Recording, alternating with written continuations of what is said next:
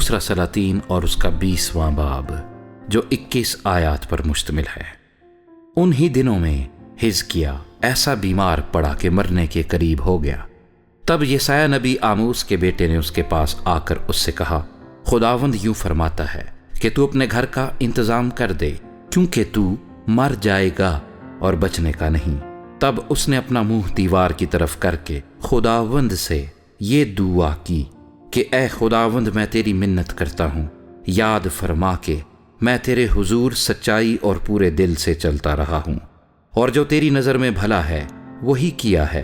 اور حزقیہ زار زار رویا، اور ایسا ہوا کہ یسایہ نکل کر شہر کے بیچ کے حصے تک پہنچا بھی نہ تھا کہ خداوند کا کلام اس پر نازل ہوا کہ لوٹ اور میری قوم کے پیشوا حزقیہ سے کہہ کہ خداوند تیرے باپ داؤد کا خدا یوں فرماتا ہے کہ میں نے تیری دعا سنی اور میں نے تیرے آنسو دیکھے، دیکھ میں تجھے شفا دوں گا، اور تیسرے دن تو خداوند کے گھر میں جائے گا، اور میں تیری عمر 15 برس اور بڑھا دوں گا، اور میں تجھ کو اور اس شہر کو شاہ اسور کے ہاتھ سے بچا لوں گا، اور میں اپنی خاطر اور اپنے بندے داؤد کی خاطر اس شہر کی حمایت کروں گا۔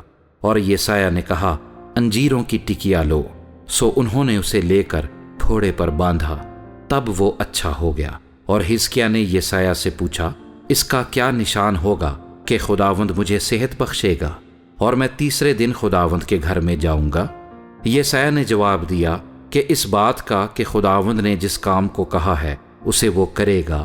خداوند کی طرف سے تیرے لیے نشان یہ ہوگا کہ سایہ یا 10 درجے آگے کو جائے یا 10 درجے پیچھے کو لوٹے۔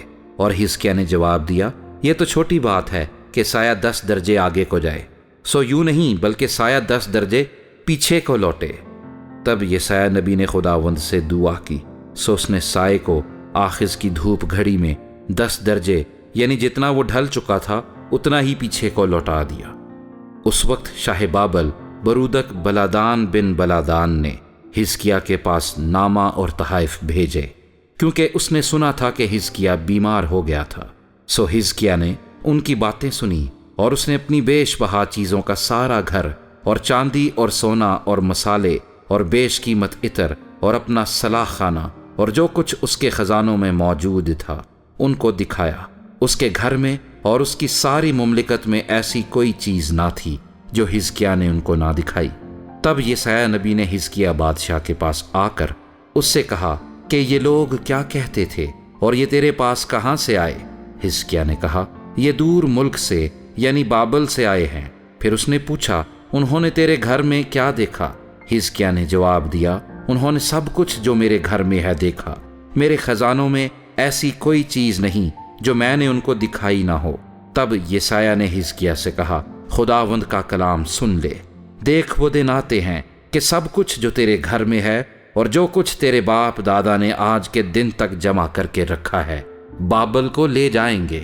خداوند فرماتا ہے، کچھ بھی باقی نہ رہے گا، اور وہ تیرے بیٹوں میں سے جو تجھ سے پیدا ہوں گے اور جن کا باپ تو ہی ہوگا لے جائیں گے، اور وہ شاہ بابل کے محل میں خواجہ سرا ہوں گے۔ حزقیہ نے یسایہ سے کہا، خداوند کا کلام جو تو نے کہا ہے بھلا ہے، اور اس نے یہ بھی کہا، بھلا ہی ہوگا اگر میرے ایام میں امن اور امان رہے۔ اور حزقیہ کے باقی کام اور اس کی ساری قوت، اور کیوں کر اس نے تالاب اور نالی بنا کر شہر میں پانی پہنچایا، سو کیا وہ شاہان یہودا کی تواریخ کی کتاب میں قلم بند نہیں؟ اور حزقیہ اپنے باپ دادا کے ساتھ سو گیا، اور اس کا بیٹا منسی اس کی جگہ بادشاہ ہوا۔